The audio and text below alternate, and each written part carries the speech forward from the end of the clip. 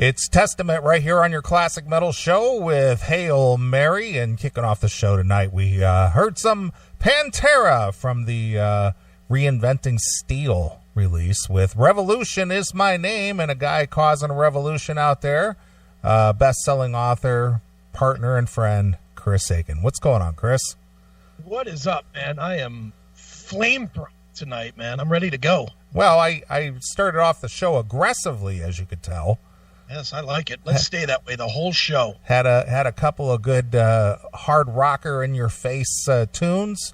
I know one of your favorite bands, Pantera. One of my favorite bands, Testament. Like it. Good way to start the show. Yeah, no Alias or Firehouse or any of that tonight. Let's just keep it all fucking aggressive. I don't remember the last time I played Firehouse on the show.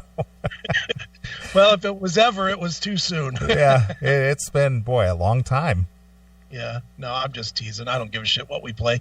But I do like when we come strong and heavy, because that's been my week all week. It's just been listening to really aggressive music all week. I've been parked in front of the laptop for way too many hours, so that came with a lot of aggression and anger, poured into my ears with heavy metal. So yeah, I get you. I'm in that mode. Well, this week, for me personally, I did talk to you midweek, and you knew what kind of a week I was having. Oh, yeah. But, I'm just blown out with people, man. I don't get out and socialize all that often. I kind of pick and choose when I get out there and do some stuff. But, boy, I'll tell you, the day in, day out stuff with dealing with people, and just people are dumb. I'm just sorry. People are just dumb. Any interaction with people anymore is just a fucking problem. It is. I don't ever remember. I don't know if I'm just at a different stage in my life, or it really is getting bizarre or wacky out there. No, people just suck a bag of dicks. That's all it is, dude. They're terrible. Yeah. People are awful to deal with now. And what do you attribute to that change in environment? They all think they're important. All right. Is it social media that's done this to us? I guess it is, but, even when they're not on social media, they're absolute fucking stupid cunts. Well, what I'm saying is, do you think the rise of social media has kind of caused this sweeping wave of, as you put it, everyone thinks they're important? It's part of it, but it's not the only part. I mean, it's also just ridiculously terrible parenting for the last 20 years. Well, that I'll agree with. I'll agree with that. I'll give you a prime example, dude. And it happens, today it happened at Sheetz, but it could happen, pick a place. As you know, I don't go into stores because I don't like to deal with people at all. So my Sheetz has a drive-through, okay? So I drove up to get a sandwich and a pop for lunch and a soda for lunch. All right. Now, this was not exactly the toughest order in the world to get together. I went and got a hot dog, a soda, and French fries. That was my order. I punch it in. I love the fact that you can punch it in on the little thing, the little kiosk, so I don't have to deal with a person. And that was all I was getting. So, punch it in, roll over. As I went around to the window, I was like, oh, shit, I got to grab some milk. I need milk. So I don't know if you've been to Sheetz, but if you come to the drive-through window at a Sheetz, you can also just ask them at the window for anything that they sell. Mm-hmm. So the guy comes to the window, or the girl comes to the window, rather, with her fucking neon pink hair and her fucking nose ring and her fucking prison tats. Right. And is like, is that all you need? And I was like, no. And immediately I went from friendly Chris, and you've dealt with me in public. When I'm out, I'm generally pretty polite. Pretty jovial. You're jovial Chris. But I mean, with a waitress or whatever, I'm definitely, hey, thanks a lot. Could you get me a beer? Thank you when they bring it to me.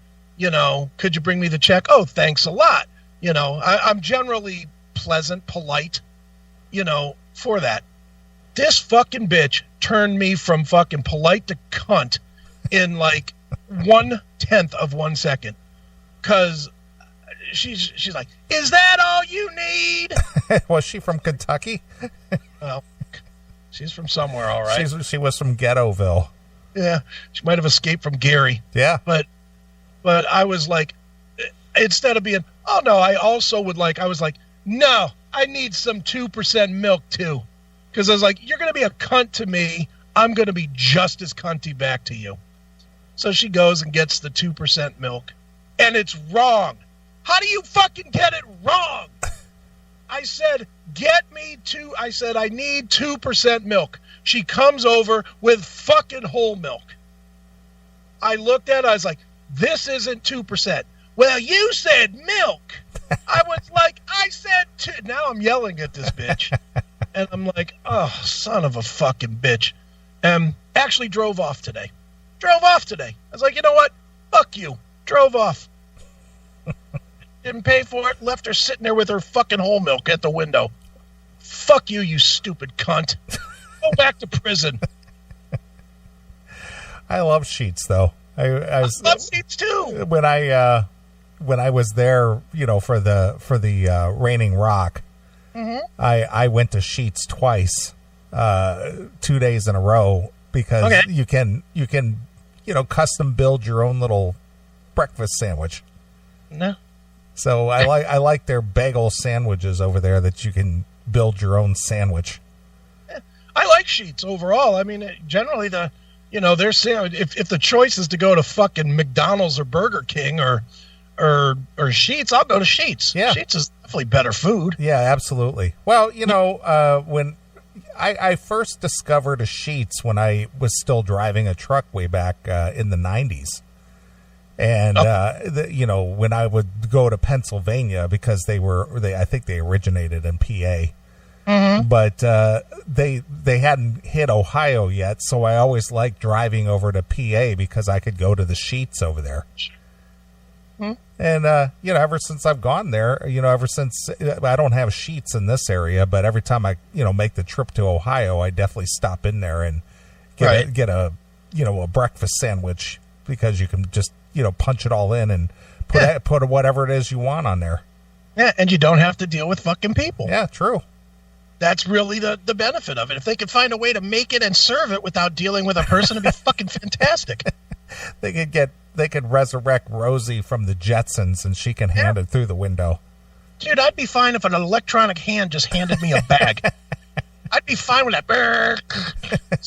Comes into my window and drops it in my lap. I'd be fine with that. Sure. It would still be less of a hassle than dealing with some fucking 22-year-old twat face like I dealt with today. Right. Fucking cunt. Oh, God. Hate her. Fucking fluorescent pink hair. Go fuck yourself. You look like a fucking clown. Yeah. Well, that is the code pink people. Yeah, well, code pink this. Pink sock your asshole, you fucking bitch.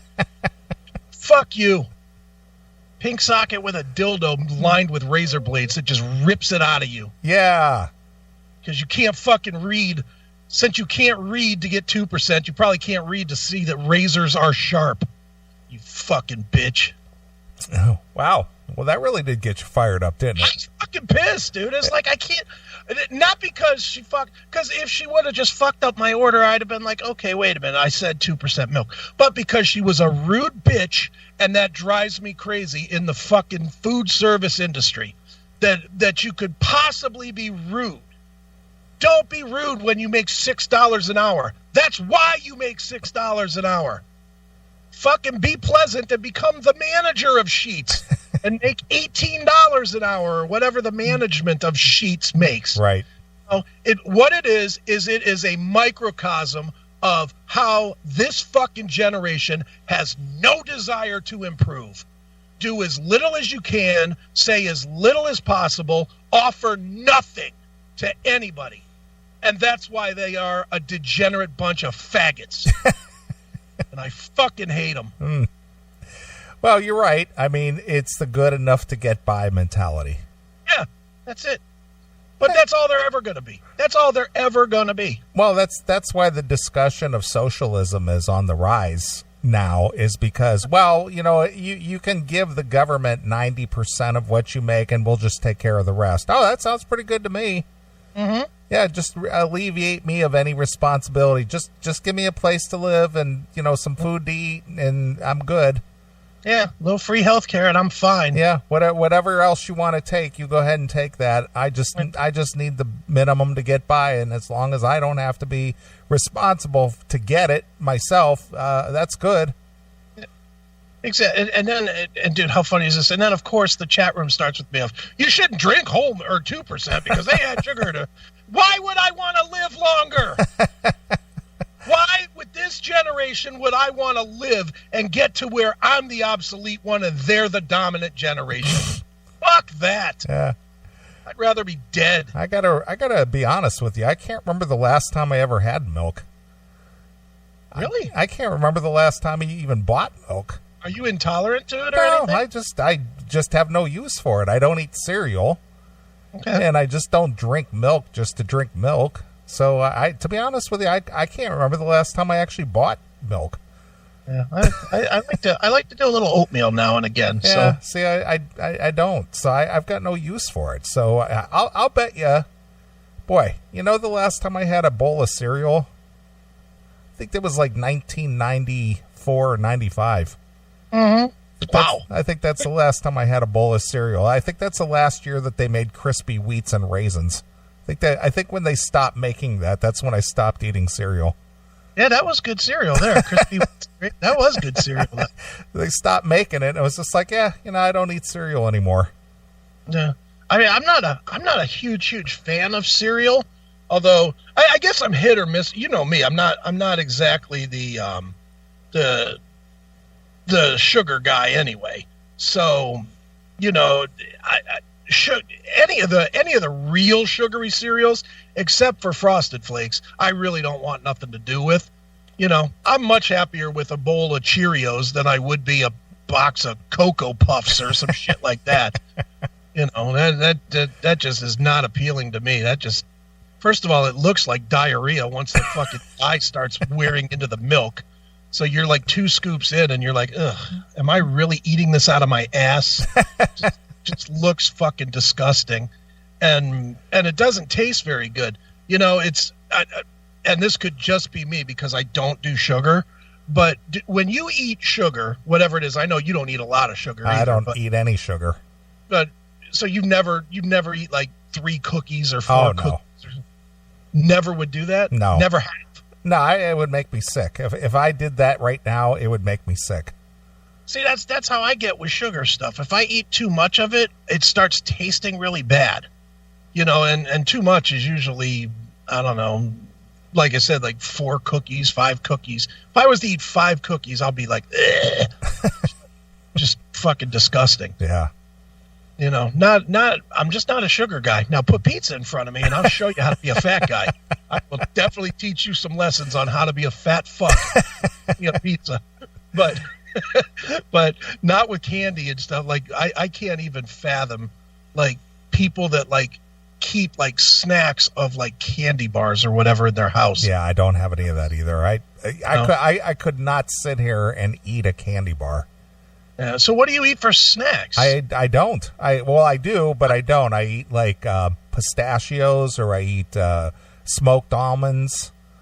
See, you're way healthy. Or I'll have some popcorn now and again, but that's about it. I'm good for like some pretzels and stuff like that, which I know is terrible for you as well. It's nothing but salt and bread, but but I love me some pretzels. I'll eat some pretzels all day long. Now, when I go to the Walgreens, they often have the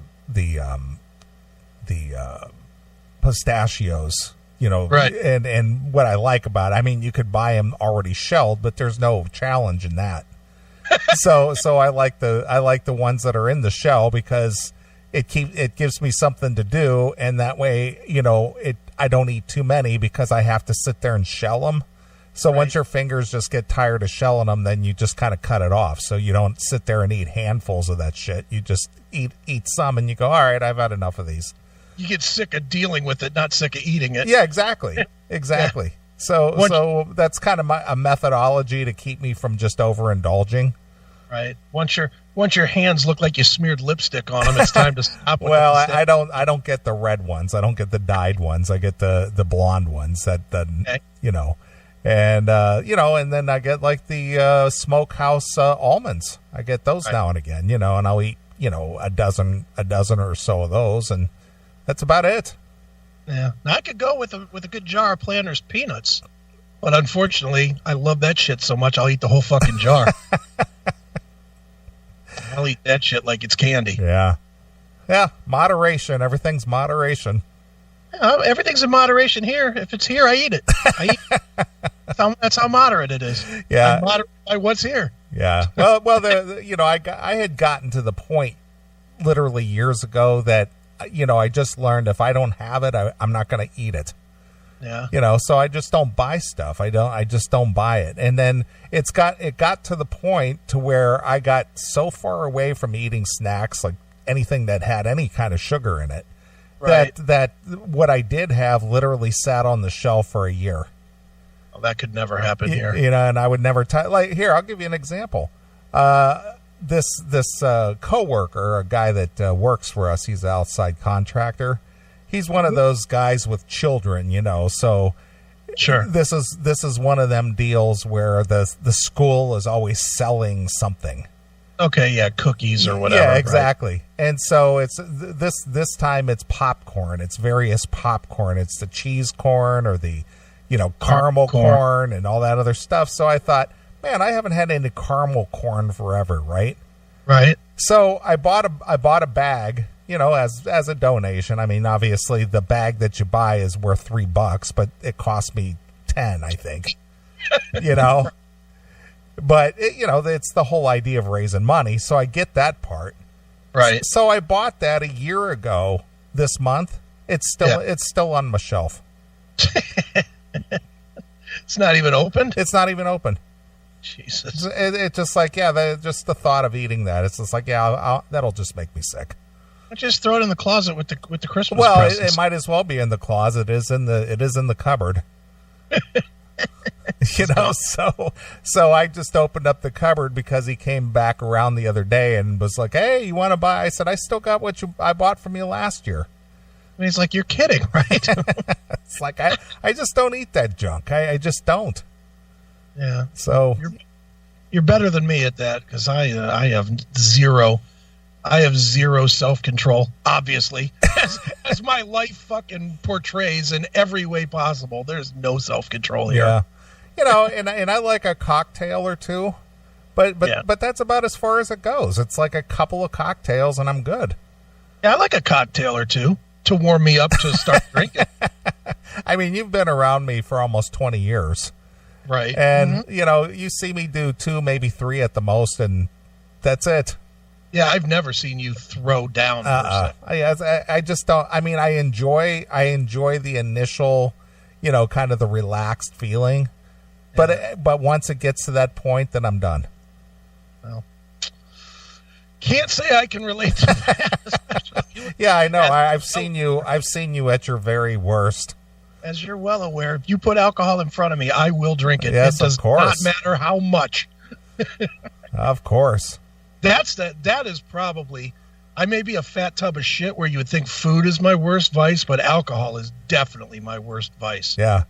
Because I can't stop. I cannot stop. Dude, that night at your house, we drank a fifth of vodka. It was vodka and it was it was like this mix I have. It's grape vodka and cranberry grape and vodka. Oh, we drank a fifth of that. Plus, I did a whole tray of fucking Jello shots.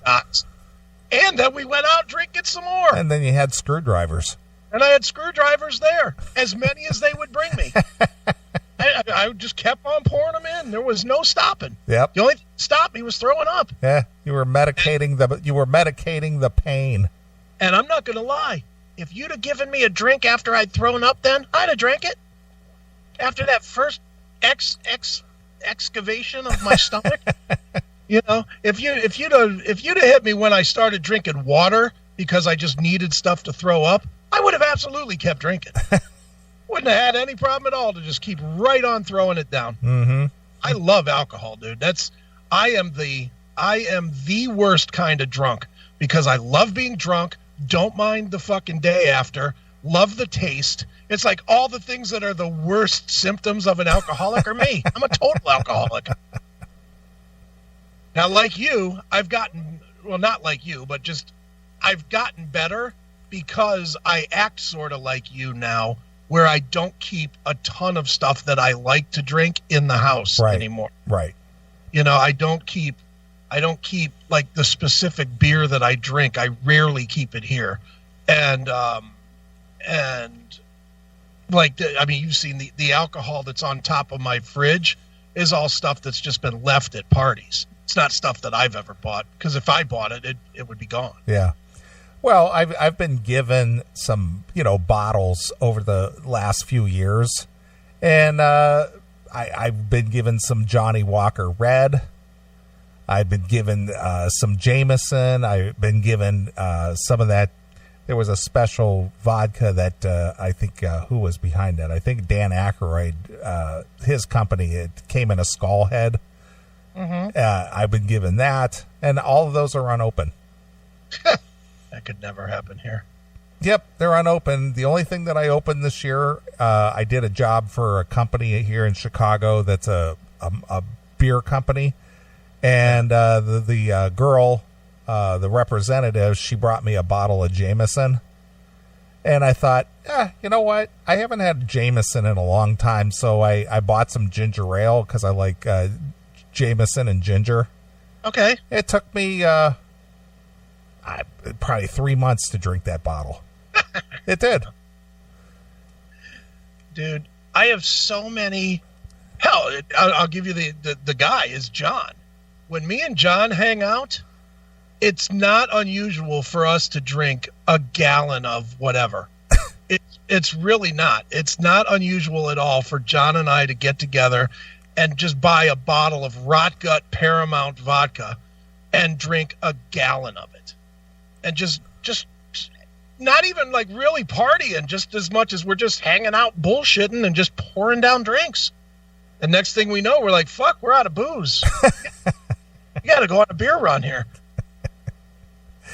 Yeah, don't pull a Razzle. Don't pull a Vince Neil.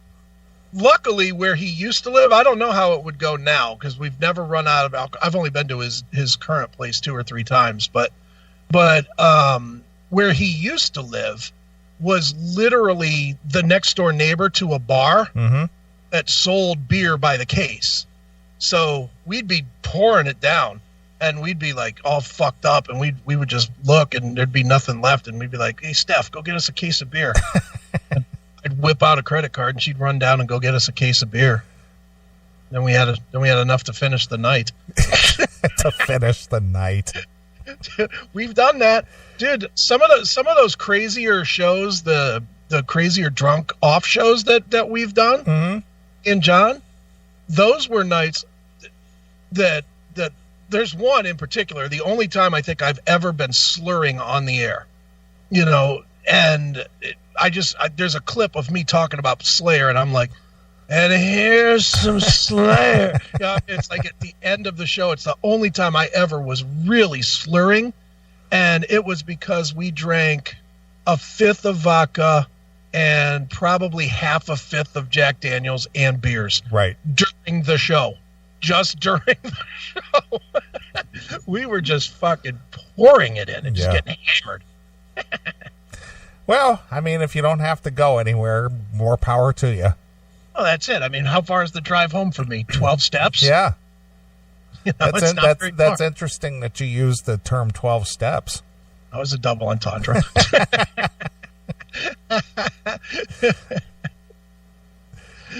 Oh, that's funny. But well, anyway, getting back to this week and just things that piss you off and stuff. There is nothing better than a good cocktail to take the edge off. You're right. I actually have another thing to bitch about. Are we in bitch mode? We're in bitch mode tonight. We're a couple of bitches starting off the show tonight. I have a legitimate bitch. And ladies, if you're listening, you might want to turn off for a while. Because I'm just going to tell you straight out. One event this week reinforced my attitude that I pretty much think that any women that claim that they want equal anything are lying cunts. Okay. Just lying cunts. So I had to go. I mailed the books this week, the new book, the Other Things book. And I pre-sold a nice, tidy 186 books. Wow, look at you. So it's a lot of books. And I signed them all. Took me a fucking 8-hour day to sign them all. I'm telling you what, if I never write "fuck you, pal," hail and kill and hand job again, I'll be very happy. All right. I'm tired of writing that. That's for damn sure. Well, you know what the thing is it's our own thing. Yeah, it is. And you know what? I still stand by the fact I get a lot of grief from people. Like John was giving me grief this week because the one guy, Dan Pate, yeah, he's a Mariners fan, or a Seahawks fan rather. Okay. And he had me write some big long intro about something that we said on the Dog Pound podcast, just basically being a hypocrite about what I said on the Dog Pound podcast. He wanted me to say Chris Carson is the best or some shit like that. You know? He wanted you to write that in his book. Yeah, and I did. All right. I mean, that's kind of a goofy thing to do, but okay. It was because we pissed him off listening to Dog Pound podcast, shitting on his guy. So what? Dude, I don't give a fuck. You know, all I care about is that his $25 came in. I really don't care. You know, it's just that. So I'm writing this, and John, so I posted a picture of it on Facebook, and John's like, "Oh, you fucking sellout! You're a fucking sellout writing that shit." I was like, he's a fan and a customer. Yeah. I was like, yeah, I am a sellout. You're absolutely right. I don't give a shit. The point is, the fans like that they could dictate what I'll write in the books. Okay. You know, a lot of the fans like that shit. So I'm like, okay, cool. You know, whatever you want me to write, I'll write. You know, there's now Bandian's book last time. He had me write something about how I want to suck his cock or something. You know, but I don't care. But that's neither here nor there. The point to this long-winded story, I don't know how I got to that, but I had to go to the post office with cases of books. Okay.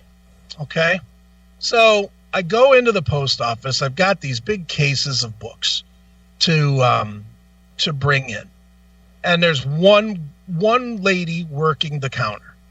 Just one lady. There's three, whatever you call that, spots for to be working. Only one lady working. Service stations. Yeah. Well, only one lady working. Okay. So I come in, wait in line. I set all the books on. There's like a table between the stations and where you stand. So I set the books down on this thing. I wait my turn. I come up. Hi, how you doing? Again with the rudeness. One of those deals. I'm like, Jesus fucking God. Okay.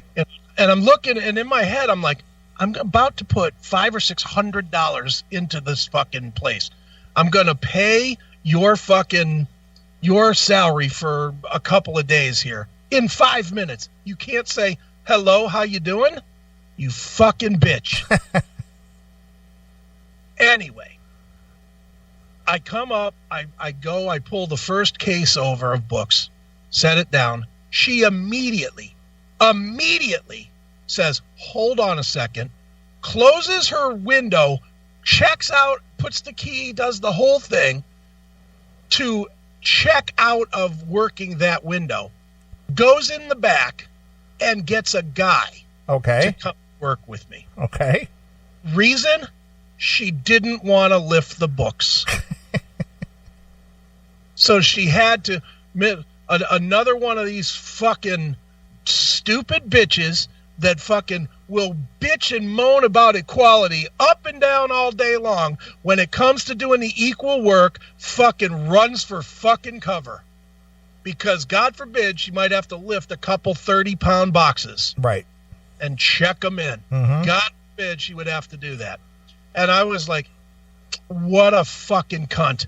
Typical of anyone that wears a pink pussy hat and cries me too. Yep. Just typical. And the guy was cool. I mean, the guy, he was annoyed too. And I don't blame him. You know, he had to fucking punch in 186 addresses and fucking give me a receipt that was 6 miles long, you know, for all the books. But whatever, you know, he did his job and he didn't care. You know, he did his thing and believe me, it hurt me in the pocket to pay it $612. Right. Fucking was not cheap. But it was just I sat there boiling the whole time because I was like, these are the bitches that want equal pay for shit and they won't do the equal work. And it just rattled into my head. It's the same thing with dating. You start dating these bitches, they want to be treated equally until they want to be treated like a princess. Right, of they course. Want to be treated equally until you want them to pay for every other meal or every other show or every other fucking concert or every other whatever it is that you're doing, vacation. Then they don't want to be fucking equal anymore. Then they want to be all fucking, treat me with some chivalry. I miss chivalry. Shut up, you whores. Yeah, you can't have it both ways. Yeah, pick one and take it, and that's it. Fucking bitches. I fucking hate them. I hate them. I hate people. I hate SJWs. I hate everybody this week. I am full of hate. A head full of hate. Yeah, no kidding. That's the next book I'm writing. A head full of hate. Yeah, there you go. The Red Rage of Chris Aiken. So good. Well, I've just about sold out of the first run of the CMS button-down shirts. The people who received them seem to like them. That's great. So I got the next order coming in. Awesome. So, it was a successful run. I sold all of them except the smalls. I guess our fans are not small people. Our fans are fat. I guess they are.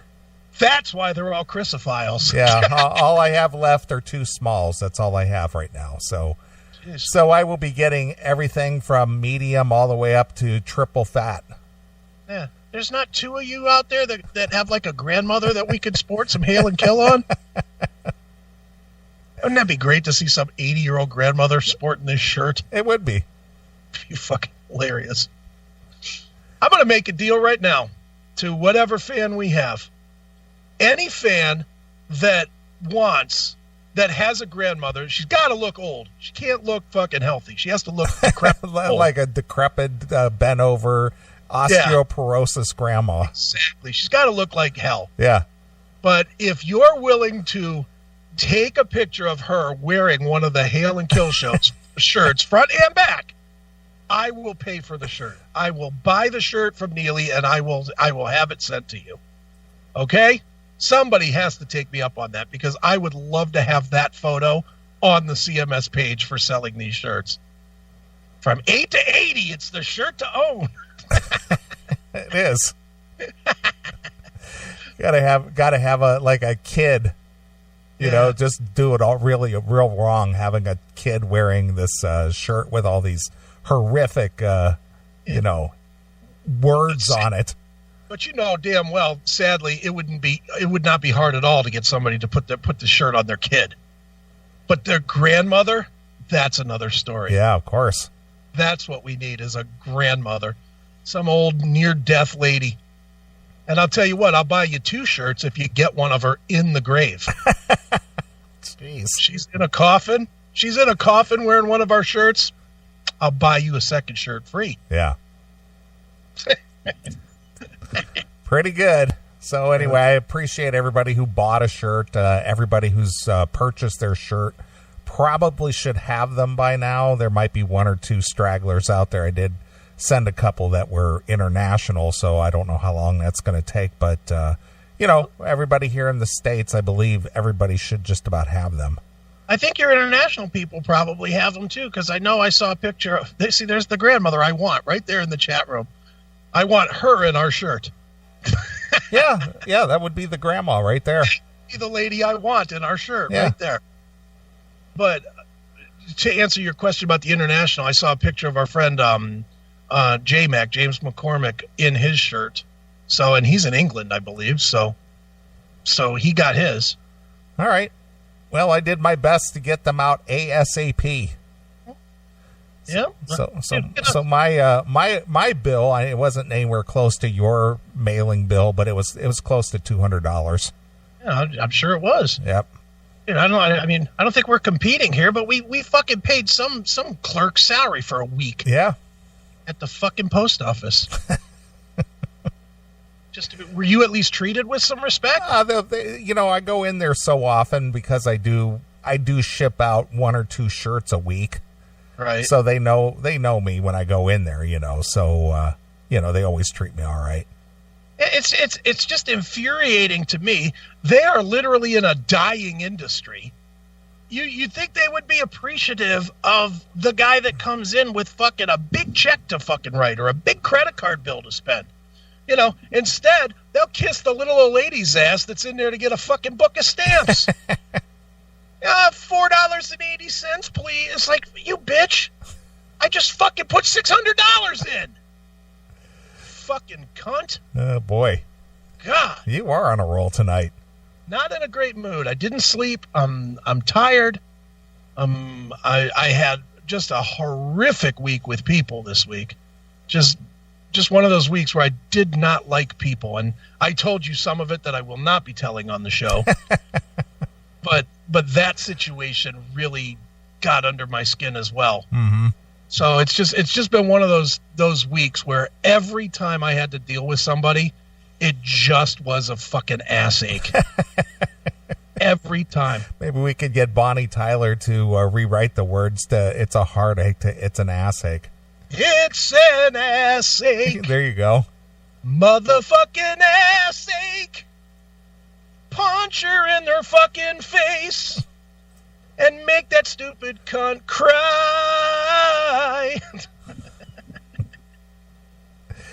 That's pretty good. Look at that, right off the top. Yeah.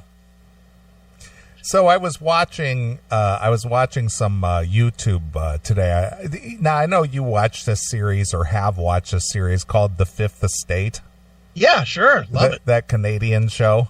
Love it. They do a really good job with that show, and there's, I think, just about all the episodes. I don't know how many episodes there are, but I always seem to run across another one I haven't seen. Right. And I was watching one today, and this just goes back to what you said a few minutes ago. Mm-hmm. I was watching one today where this gal, American girl, mm-hmm. back in the early part of the 70s, she was in her, I think she was like in her early 20s. Okay. She meets a Canadian guy. Right. Now she comes from kind of a well-to-do family in the upper Northeast, like up in the New England states.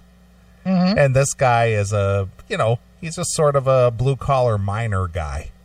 Sure. And for whatever reason, they hit it off and they get married and whatnot. Well, this guy, now get this girl, she went to school to be an educator or teacher. She's got a teaching degree. Right. And she marries this guy. He's a miner and, just kind of a blue-collar guy. Guy can't read or write. Okay. So they're married for a couple of decades. They're married in like 20, almost 25 years. Mm-hmm. Well, one day she comes up missing. Okay. And it's just like, what one of the problems is they were describing it because they were talking to their daughter about, what happened to her mother. Right.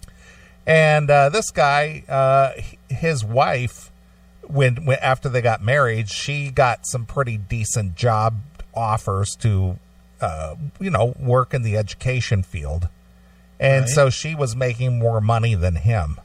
Okay. And then she got like some job at a university, so they had to move. And he had to leave. The only job that he ever had was working in some kind of a mine. Mm-hmm. So after they moved to, a new city, he had to find, work, and he couldn't, the best paying job he had was working in that mine. And, now that he's in a new city and he still can't read and write. Right. She's an educator, but yet this guy goes on for decades not learning how to read or write. Apparently she didn't bring her work home with her.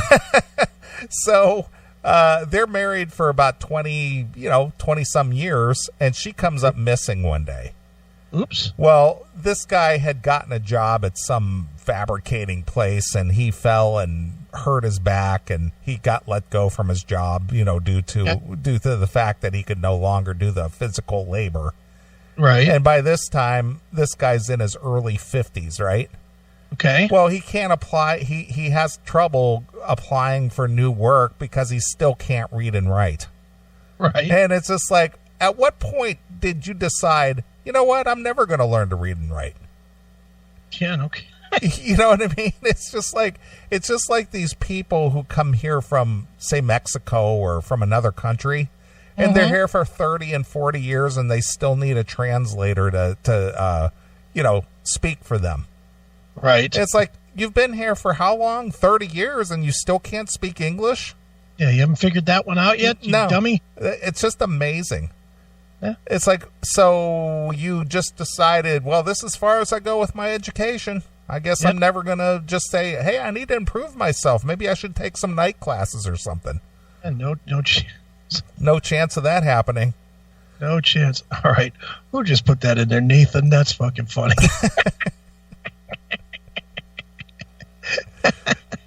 What am I looking at here? Look at Nathan's picture. Oh, boy. Jeez.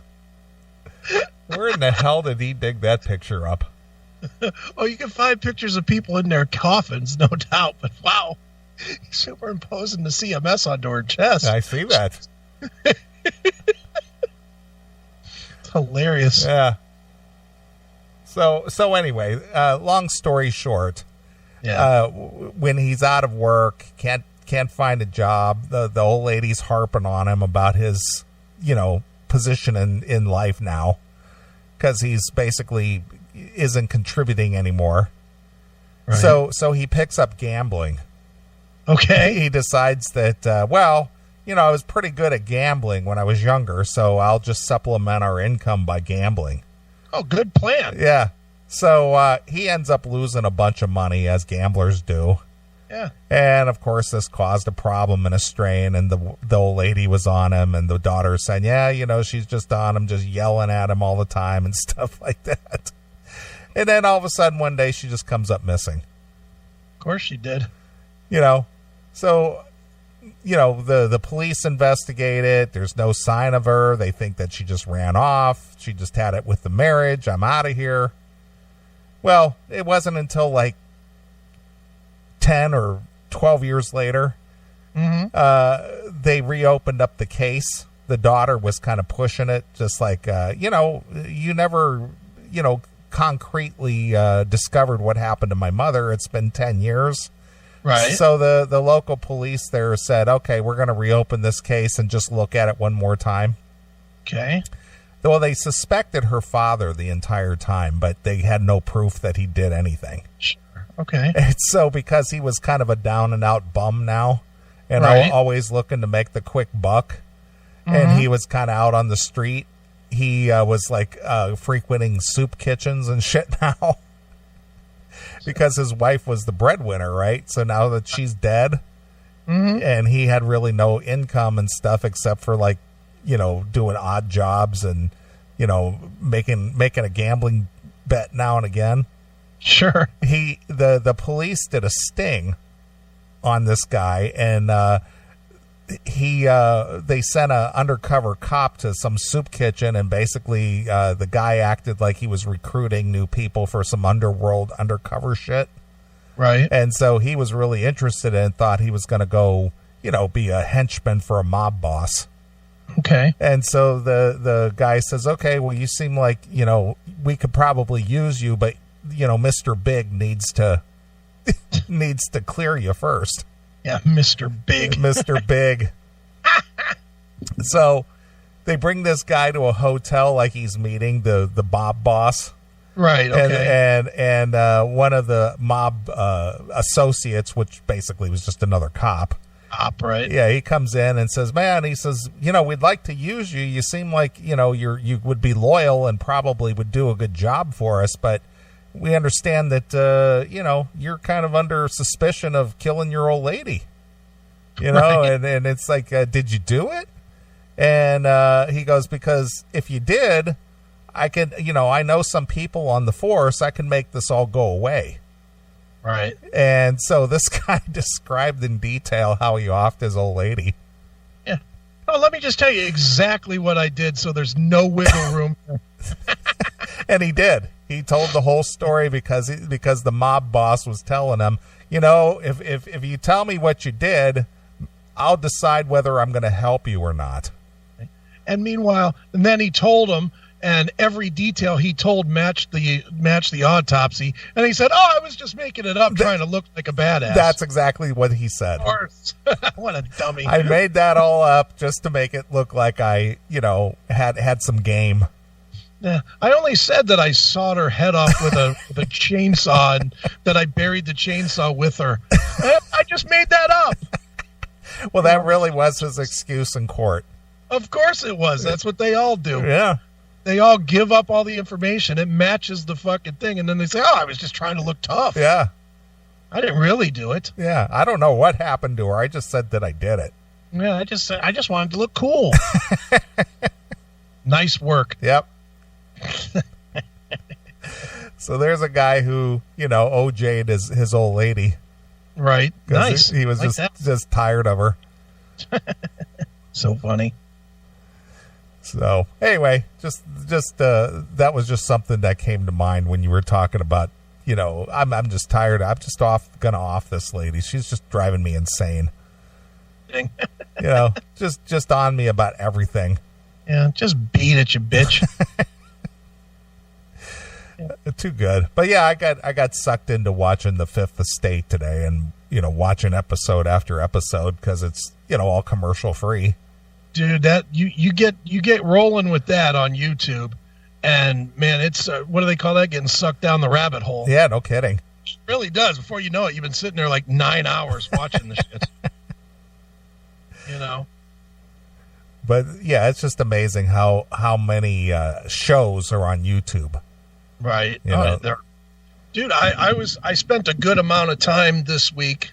I mean, it was background noise. It wasn't like I was actively watching it, but I was watching. Do you remember the TV show? I know you don't, but some people may remember the TV show Just Shoot Me. I recall it. I don't think I ever watched. I think maybe I watched one episode. Yeah. It's pretty fun. It just talks a lot about fucking, and Laura San Giacomo has fucking got some big fucking tits. Which well, that's makes the show worth watching. It does. They try to hide her big tits, and they try to make that Wendy Malick into like some hotness, and she's just not. She's a goddamn disaster. They try to say that she's the hot supermodel, but the show is perfect. It's all kind of about fucking, but it's based in a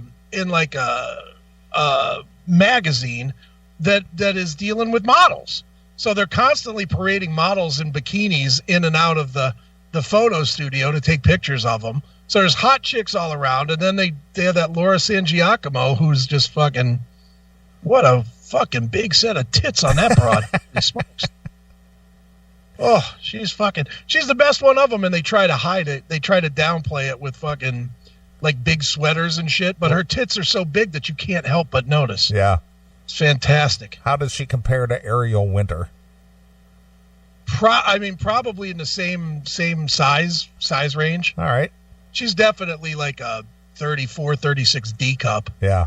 She got big, round, big, fat fucking tits. dude, the rule of thumb with that is when you can see definite definition in a big sweater, yeah, that those are some big fucking tits. Yeah. And they dress her in sweaters a lot in this show to try and downplay her tits. But, I love her. You remember the movie Role Models? Who was in it? That was Paul Rudd and Stifler and what's that girl's name? That blonde girl. She's in so many movies. Tara Reid? No. Elizabeth. Hurley? No, the blonde girl. Elizabeth Master Antonio? I don't know. No. She was in 40-Year-Old Virgin, and she was in she's part of that pack of the actors, the Judge Apatow actors. I'm looking. Elizabeth. Where's the cast? It's let's see, cast. Fucking cast. There it is. Elizabeth Banks. That's her. Yeah. Well, there was that part in the movie where Elizabeth Banks was breaking up with Paul Rudd in the movie. Okay. And so her girlfriends were there helping her move out. Okay. And that Stifler guy, after they leave, he said something about her girlfriend, one of her girlfriends. She was kind of like a thicker chick. He goes, right. Yeah, I usually like to hit on the chunkier chicks because I find that they'll do way more stuff. Okay. Yeah.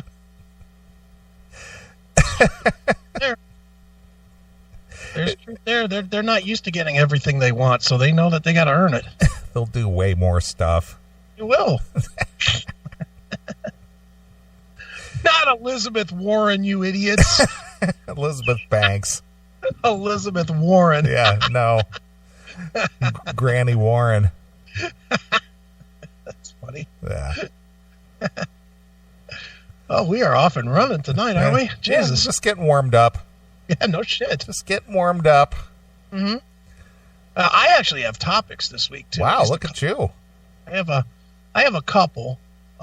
You've probably seen, I don't know if you looked in the mail, but I sent one in the mail, which we'll deal with later. And then there's another one that's in the mail, although I didn't send it, that I definitely want to address. Mm-hmm. You know, the one email that kind of took a shot at me and you. Oh, there's an email that took a shot at us? Yeah. Okay. Yeah, I don't have it in front of me. See, look at those tits on what's her name? Laura San Giacomo. Look at those boobs. Yeah, she's got some big ones. Got some big fucking titties. Jesus Christ. I love her. Love her. I'm sure you do. Oh, my God. Watched so much porn looking for her this week that I broke my fucking my iPad case. Had to order a new one. Get Warren to wear a CMS shirt. Get who? Elizabeth Warren to wear a CMS shirt. That would be great. Just wearing my CMS shirt and having a beer with my husband. Yeah, right. Because you're so genuine. Yeah, she really is. Garbage. All right. Well, I say we take a short break and come back and do some stuff. All right, sounds good to me. All right. Something you want to hear? Yep. Go ahead. You're going to have to YouTube this one, I'm going to assume, or Spotify or whatever. Okay. I would like to hear the song Spoils of War by the band Sons of Texas. It's from their new EP, Resurgence. All right.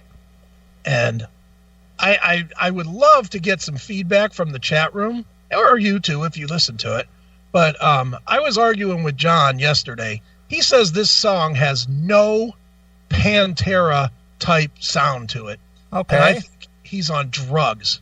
I think it sounds just like Pantera. I mean, I guess not exactly, but I mean, there's a guitar breakdown in the middle that is, in my head, sounds like it's 1,000% Dimebag influenced. So, well, the little bit of Sons of Texas that I've heard is very Pantera-esque.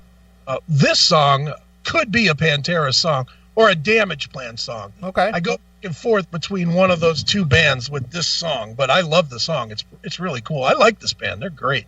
Sure. It's a nice tribute to Pantera. Certainly is. All right. Well, we're going to play a couple of tunes, and we'll be back. So here it is. It's Sons of Texas with Spoils of War exclusively here On your classic metal show.